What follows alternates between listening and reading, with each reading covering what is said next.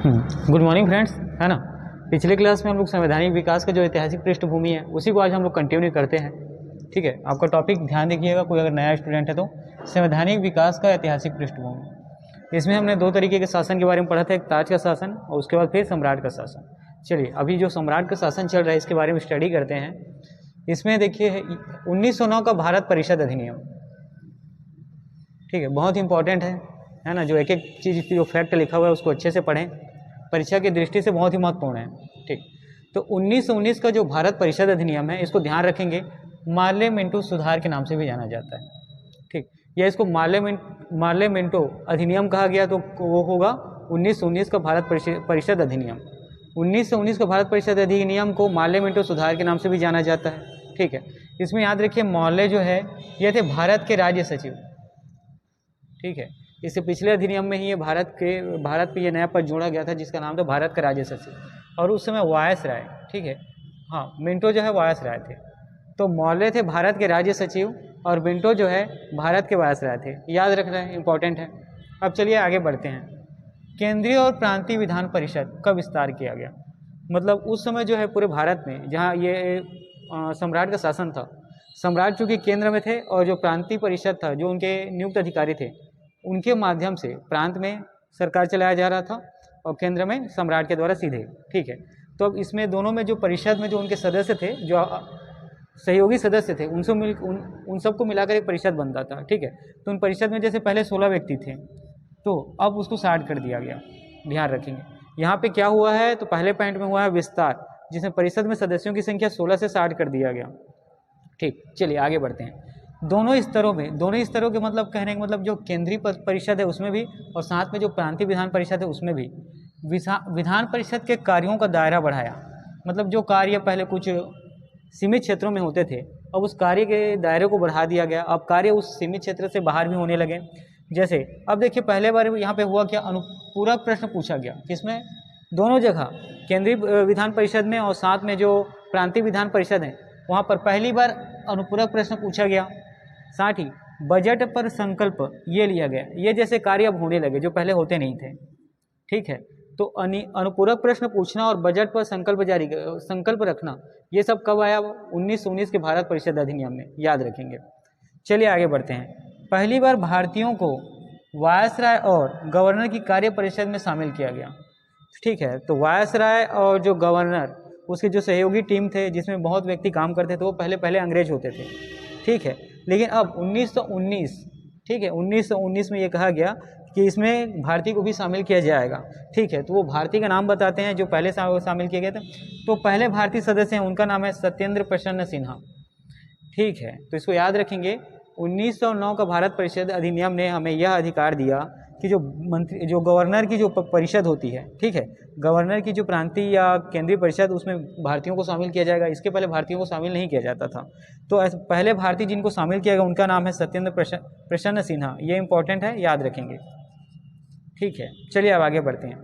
पृथक निर्वाचन के आधार पर मुस्लिमों के लिए सांप्रदायिक प्रतिनिधित्व का प्रावधान किया गया।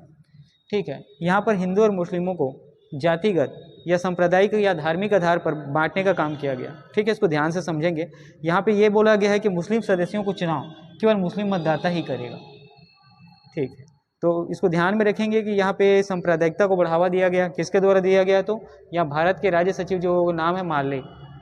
ठीक है, चलिए अब आगे बढ़ते हैं।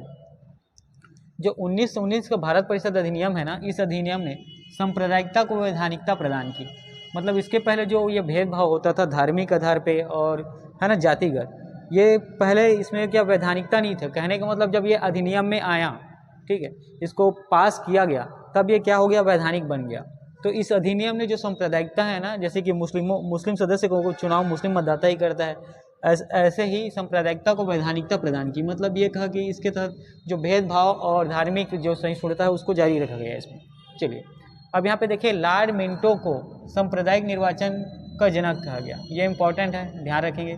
अच्छा है ना, पिछले पढ़ाते समय यहाँ पे मैंने जिक्र किया था मार्ले के बारे में। ठीक है, तो ये मार्ले जो है भारत के राज्य सचिव हैं और मिंटो जो है भारत के वायसराय। यहाँ पर भारत के वायसराय के बारे में ही बात हो रही है। इसमें लॉर्ड मिंटो को सांप्रदायिक निर्वाचन का जनक कहा गया। बहुत इंपॉर्टेंट है, याद रखना है। चलिए अब आगे बढ़ते हैं। प्रेसिडेंसी कॉरपोरेशन, ठीक है, चेंबर ऑफ कॉमर्स जो व्यापार रिलेटेड है, विश्वविद्यालयों, है ना, विश्वविद्यालय जहाँ होते हैं जहाँ स्टूडेंट विद्यार्थी पढ़ाई करते हैं, और जमींदारों के लिए अलग प्रतिनिधित्व का प्रावधान किया गया। ठीक है, तो 1919 जो भारत परिषद अधिनियम है, इसमें याद रखेंगे presidency corporation, chamber of commerce, विश्वविद्यालय और जमींदारों के लिए अलग प्रतिनिधित्व का प्रावधान किया गया।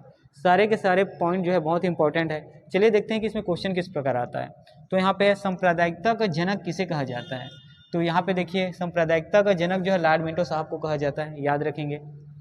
ठीक है, भारतीयों को किस अधिनियम के तहत गवर्नर के कार्य परिषद में शामिल किया गया, तो वो अधिनियम है 1919 का भारत परिषद अधिनियम, और उस व्यक्ति का नाम जो पहले भारतीय व्यक्ति हैं जिनको इसमें शामिल किया गया, ठीक है, जो वायसराय और गवर्नर की कार्य परिषद, उनका नाम है सत्येंद्र प्रसन्न सिन्हा। ठीक है, चलिए सांप्रदायिकता को वैधानिकता प्रदान किस अधिनियम ने किया, तो देखो सांप्रदायिकता कभी वैधानिक नहीं हो सकता, लेकिन इसको वैधानिकता बनाया गया अंग्रेजों की गलत नीति के तहत, और वो था 1919 का भारत परिषद अधिनियम। ठीक है, मुस्लिम सदस्यों का चुनाव मुस्लिम सदस्य ही करेगा, यह ऐसा कहा गया है, तो ऐसा कहा गया है 1919 के भारत परिषद अधिनियम में। ठीक है, आज का क्लास यहीं तक है, इसके बाद फिर आगे बढ़ते हैं 1919 भारत परिषद के अधिनियम के आगे।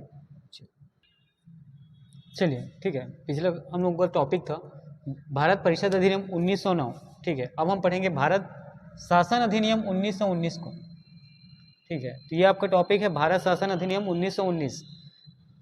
देखिए 20 अगस्त 1947 डेट याद रखना है। 20 अगस्त 1947 को ब्रिटिश सरकार ने घोषित किया। ठीक है, ब्रिटिश सरकार ने घोषित किया कि उनका उद्देश्य जो है, जो ब्रिटिश सरकार का उद्देश्य भारत में क्रमिक रूप से उत्तरदायी सरकार का गठन करना है। ठीक है, तो सबसे पहले तो ब्रिटिश सरकार ने घोषणा किया कब, 20 अगस्त 1917 को।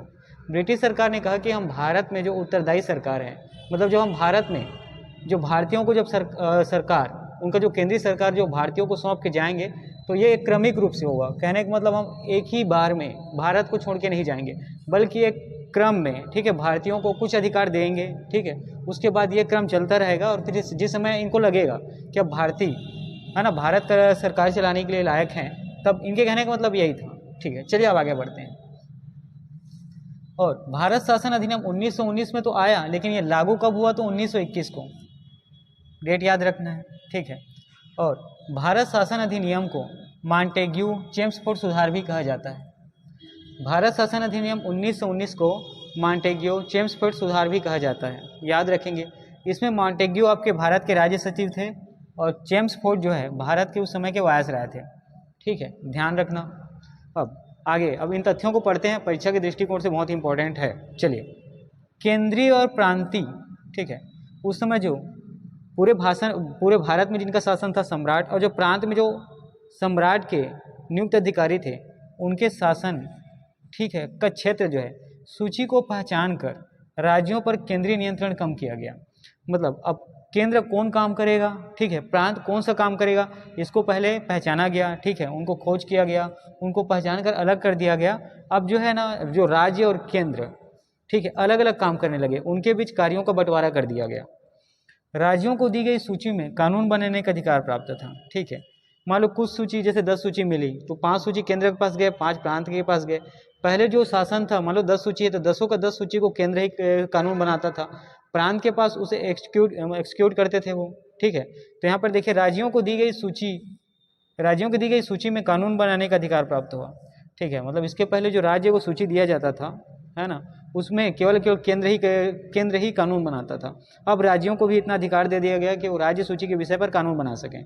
चलिए आगे, सरकार जो है केंद्रीय और एकात्मक ही बना रहा। ठीक है, शक्ति को तो बंटवारा केंद्र और प्रांत के बीच हो गया, लेकिन सरकार जो है वो केंद्रीय ही रहा। मतलब उसका जो अधिक शक्ति था वो केंद्र की ओर झुकाव था, और एकात्मक ही रहा। मतलब सरकार जो है केंद्रीय और एकात्मक, केवल एक ही सरकार की तरफ इनका झुकाव था, और वो उत्तरदायी थे।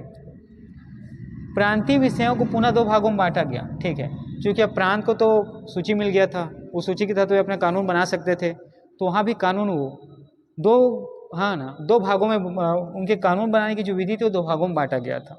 इसमें था एक हस्तांतरित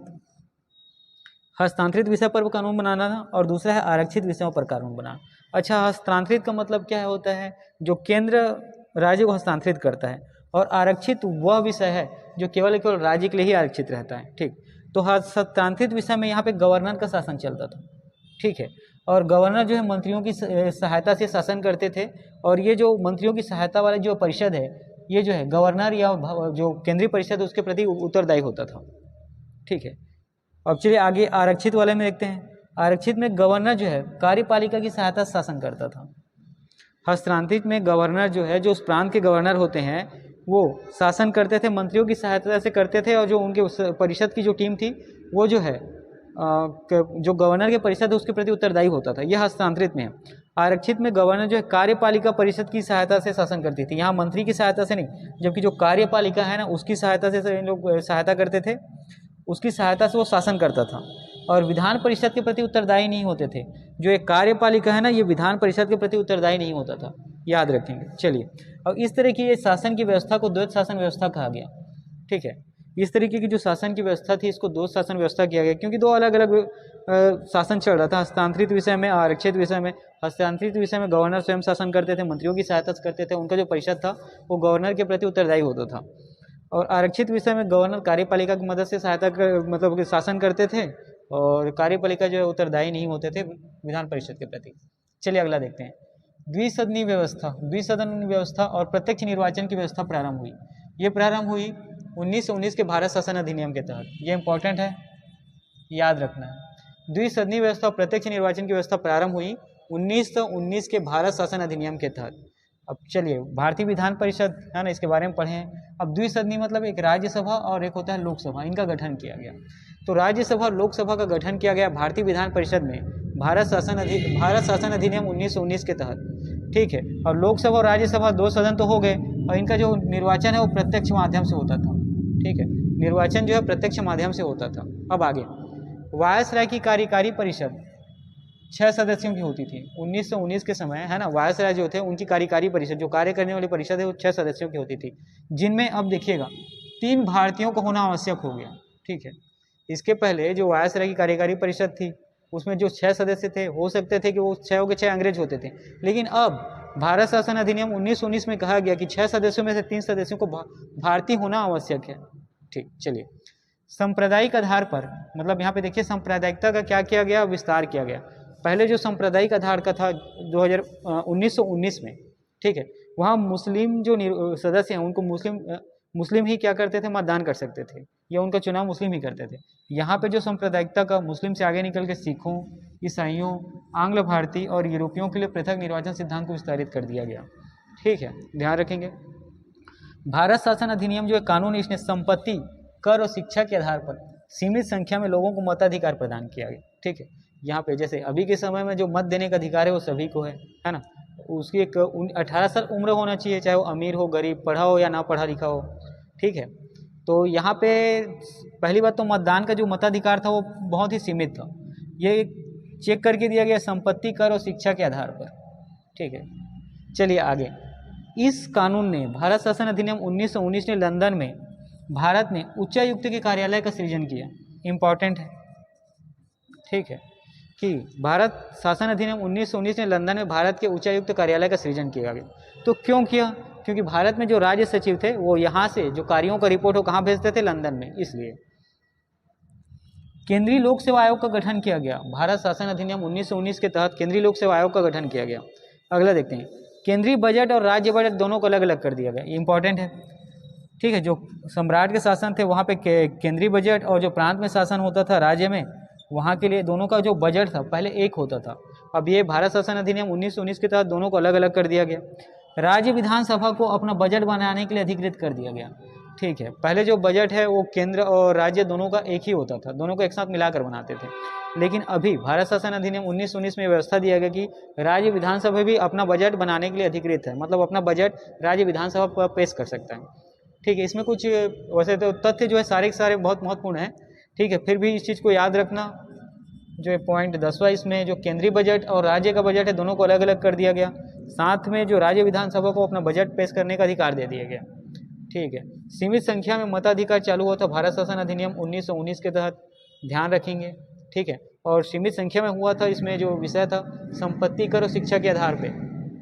ठीक, और चलिए यहाँ पे एक पॉइंट और याद रखना है कि द्विसदनीय व्यवस्था और प्रत्यक्ष निर्वाचन की व्यवस्था प्रारंभ हुई, यह भारत शासन अधिनियम 1919 के तहत।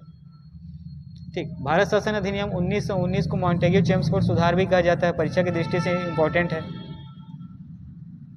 ठीक है, और प्रांतीय विषय को पुनः 2 भागों में बांटा गया था भारत शासन अधिनियम के तहत, हस्तांतरित और रक्षित। चलिए ठीक है, आज की क्लास यहीं इंड अप करते हैं, फिर अगले क्लास में देखेंगे। चलिए, संवैधानिक विकास का जो ऐतिहासिक पृष्ठभूमि है, इस क्रम में हम आगे बढ़ते हैं और देखते हैं। ठीक है, चलिए, अब ये 1927 के आसपास का टाइम पीरियड है। ठीक, पहले ध्यान देंगे साइमन कमीशन। नवंबर 1927, डेट याद रखना है, नवंबर 1927, नए संविधान की स्थिति का पता लगाने के लिए। ठीक है, साइमन आयोग एक व्यक्ति है जिनका नाम है सर जॉन साइमन। ठीक है, ये आयोग बना क्यों बना था कि नए संविधान की स्थिति का भारत में पता लगाने के लिए। भारत में जो नया संविधान बनेगा, जो केवल भारतीयों के लिए होगा, इस स्थिति को पता लगाने के लिए नवंबर और 1927 को, ठीक है, साइमन आयोग का गठन किया गया। ठीक, अब साइमन आयोग है, आयोग में सदस्य होंगे। ठीक है, तो वो सदस्य कितने थे, तो 7 सदस्यीय वैधानिक आयोग का गठन किया गया। कब, नवंबर 1927 को 7 सदस्यीय वैधानिक आयोग का गठन किया गया। क्यों किया गया, कि नए संविधान की स्थिति का पता लगाने के लिए भारत में, और नेतृत्व कर रहे थे सर जॉन साइमन। इम्पॉर्टेंट है, याद रखना है ना, ये डेट भी याद रखना है, इम्पॉर्टेंट है। और साइमन आयोग का बहिष्कार किया गया, ठीक है, भारतीयों के द्वारा। क्यों किया गया, क्योंकि आयोग के सभी सदस्य जो है ब्रिटिश थे। ठीक है, भारत में साइमन आयोग का बहिष्कार हुआ। ठीक है, गो साइमन का बोल के बहिष्कार किया गया। ठीक है, तो आयोग के सभी सदस्य ब्रिटिश थे, इसलिए ये बहिष्कार किया गया साइमन आयोग का। ठीक, और साइमन आयोग, इसका गठन तो हुआ वैधानिक रूप से नवंबर 1927 को, और साइमन आयोग ने अपना रिपोर्ट पेश किया 3 साल बाद 1930 को। ठीक है, तो साइमन आयोग गठन हुआ नवंबर 1927 को और रिपोर्ट पेश किया गया 1930 को।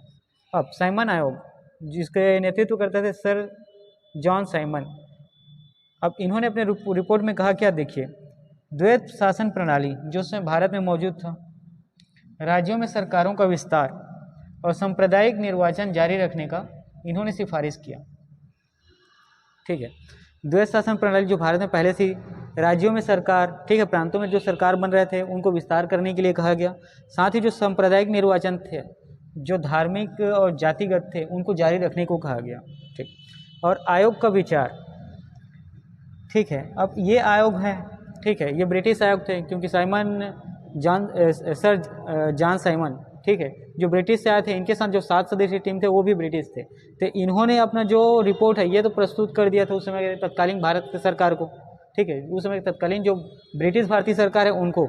अब ये आयोग के विचार को ब्रिटिश सरकार, ठीक है, साथ में ब्रिटिश भारत की सरकार और भारतीय रियासत के प्रतिनिधि के सामने 3 गोलक सम्मेलन में इनका विचार विमर्श किया गया। रिपोर्ट को ब्रिटिश सरकार ने, जो भारतीय रियासत के प्रतिनिधि थे, ठीक है, और जो ब्रिटिश भारत के उस समय जो ब्रिटिश भारत के जो अधिकारी या प्रतिनिधि जो ब्रिटिश सरकार से संबंध रखते थे, उनको जो साइमन आयोग का जो विचार है उसको बताने के लिए गोल सम्मेलन हुआ। तो गोल में सम्मेलन 3 बार हुआ। कितने बार हुआ है तो ध्यान रखना है, 3 बार। अब इसमें महत्वपूर्ण बातें हैं जिसको देखते हैं। जो सिफारिश है ना सर जॉन साइमन की या साइमन आयोग की, उन सिफारिशों को कुछ संशोधन कर, मतलब उसमें कुछ बदलाव कर, भारत परिषद अधिनियम 1935 में शामिल किया गया है। ठीक, चलिए इसको एक बार ब्रीफ में मैं आप लोगों को समझाता हूँ कि सर जॉन साइमन नाम के एक व्यक्ति थे, ठीक है, और उनके नाम पर जो साइमन आयोग बना, ठीक है, वो 7 सदस्य वाली टीम थी।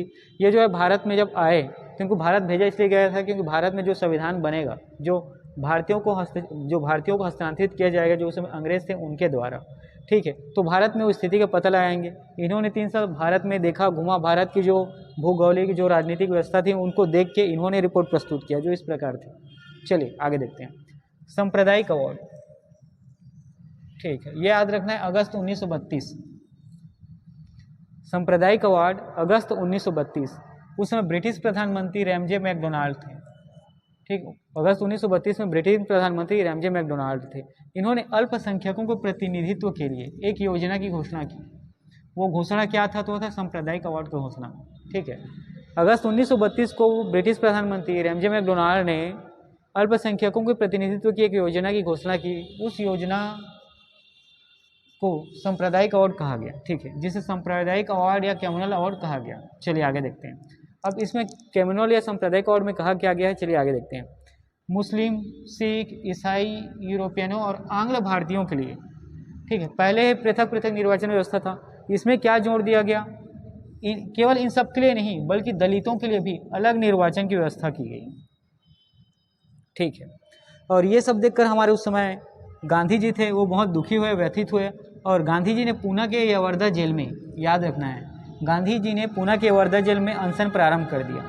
यहाँ पर इम्पोर्टेंट ये चीज़ है, यहाँ पे ध्यान रखना कि जो सांप्रदायिक अवार्ड या कम्युनल अवार्ड जो जिसकी घोषणा प्रधानमंत्री रेमजे मैकडोनाल्ड ने अगस्त 1932 को किया था, ठीक है, इसकी जो सांप्रदायिक व्यवस्था था या सांप्रदायिक सिद्धांत, उसमें जब विस्तार किया गया जिसमें दलितों को भी शामिल कर दिया गया, तो गांधी जी इससे व्यथित हुए और वे पूना के यवर्धा जेल में अनशन प्रारंभ कर दिए, ठीक।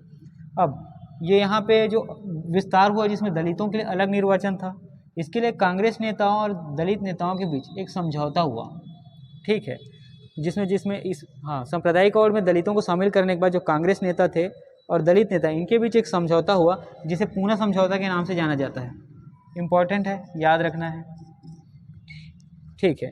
अब इसमें संयुक्त हिंदू निर्वाचन व्यवस्था को बनाए रखा गया, ठीक है। आगे देखिए कि इसमें संयुक्त हिंदू निर्वाचन व्यवस्था को बनाया गया, कहने का मतलब जितने भी हिंदू हैं जो किसी जाति या धर्म से हों, ठीक है, वो उनके लिए केवल एक निर्वाचन व्यवस्था ही रहेगा, ऐसा व्यवस्था बनाए रखा गया। और साथ में जो दलित हैं जो कि हिंदू में आते हैं उनके लिए स्थान आरक्षित कर दिया गया, ठीक। इसमें देखिए हुआ क्या, सांप्रदायिक अवार्ड, ठीक है, कम्युनल अवार्ड है जिसकी घोषणा की थी हमारे ने उस समय के ब्रिटिश प्रधानमंत्री रेमजे मैकडोनाल्ड ने अगस्त 1932 को, जिसमें इन्होंने जो सांप्रदायिकता चुनाव व्यवस्था है ना, निर्वाचन व्यवस्था, उसका विस्तार किया। उसमें उन्होंने पहले जो शामिल थे उसमें दलितों को भी जोड़ दिया गया। तो गांधी जी इससे व्यथित हो गए और वे पूना के यवर्धा जेल में अनशन करने लगे। तो अब चूँकि सबके लिए अलग अलग निर्वाचन व्यवस्था था, तो उस समय जो दलित नेता थे इनको भी लगा कि हमें भी अलग निर्वाचन व्यवस्था मिलना चाहिए। लेकिन कांग्रेस नेता चूँकि दलित उस समय सब ये हिंदुओं में थे, तो इनके लिए हिंदू व्यवस्था का जो एक व्यवस्था है निर्वाचन व्यवस्था, उसको बनाए रखा गया और साथ ही दलितों के लिए स्थान आरक्षित कर दिया गया। चलिए, ये दोनों इंपॉर्टेंट है, ठीक है। इसको हम लोग सांप्रदायिक इतिहास के ऐतिहासिक पृष्ठभूमि में के बीच में अभी पढ़े हैं, चूँकि बीच में उस टाइम पीरियड में आया है, जैसे नवंबर 1927 को और वो अगस्त 1932 को। इसको ध्यान में रखेंगे और इसमें लिखा हुआ एक एक पॉइंट जो है परीक्षा के दृष्टिकोण से बहुत ही महत्वपूर्ण है। चलिए, संवैधानिक विकास के ऐतिहासिक पृष्ठभूमि में हम आगे बढ़ते हैं और आज पढ़ते हैं भारत शासन अधिनियम 1935 के बारे में,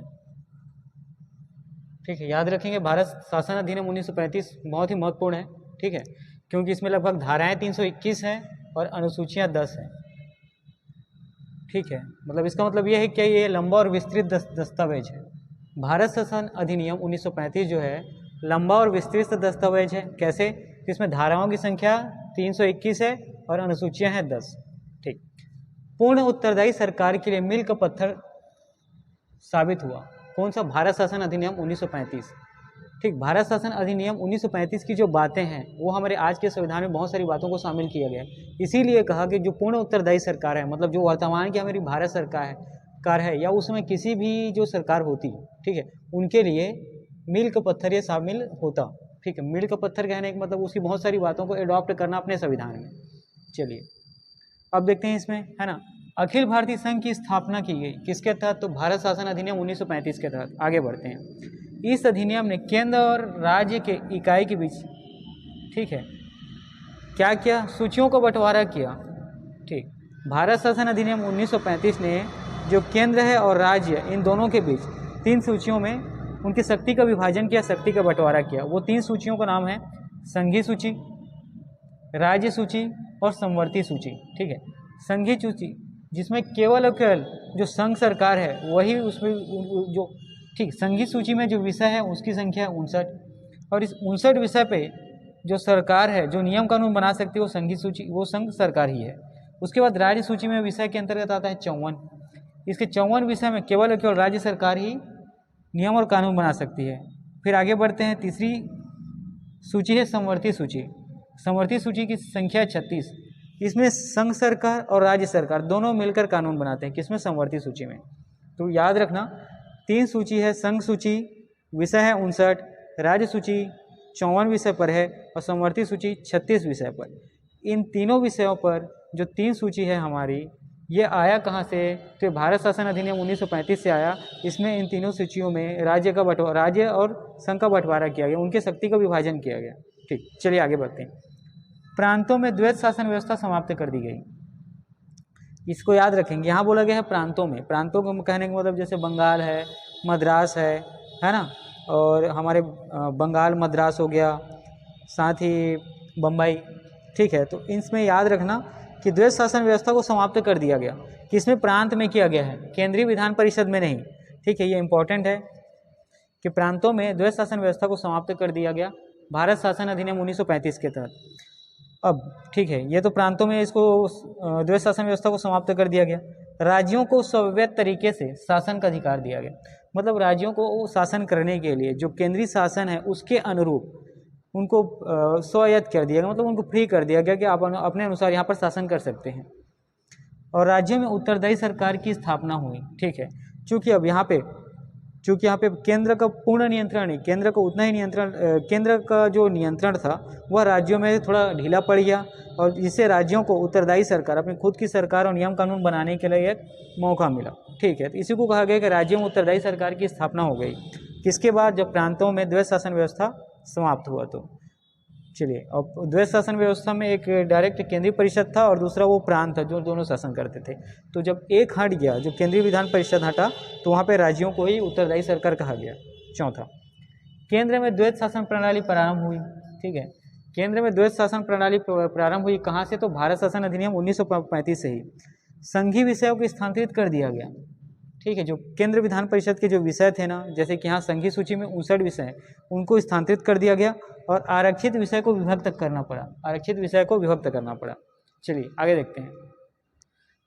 दलित जातियों, महिलाओं और मजदूरों के लिए अलग से निर्वाचन की व्यवस्था कर सांप्रदायिक प्रतिनिधित्व का जो व्यवस्था है उसका विस्तार किया गया। देखिए यहाँ पे पहले मुस्लिम, ईसाई, सिख, इनके लिए जो निर्वाचन व्यवस्था उनके लिए अलग अलग व्यवस्था किया गया था सभी के लिए। जैसे मुस्लिम सदस्य को मुस्लिम सदस्य ही निर्वाचित कर सकते हैं, चुन सकता है। कहने का मतलब, अगर कोई मुस्लिम सदस्य निर्वाचन या चुनाव में खड़ा है तो उसको वोट जो है केवल और केवल मुस्लिम सदस्य देगा।